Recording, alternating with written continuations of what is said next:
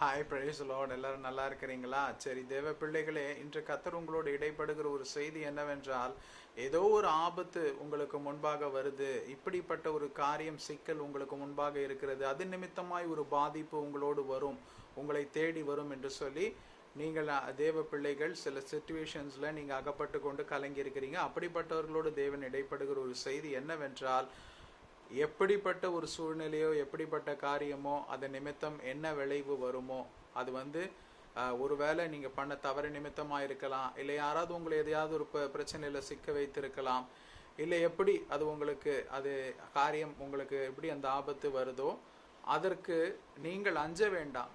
ஏன்னா கர்த்தர் உங்களுக்கு முன்பாக நிற்கிறேன் என்று சொல்லி வாக்கு கொடுக்கிறார். ஒருவேளை நீங்கள் பண்ண தவறு நிமித்தம் அப்படி வருதுன்னா தேவனிடத்திலே நீங்கள் மன்னிப்பு கேட்டு ஒருமனப்பட்டுடுங்க.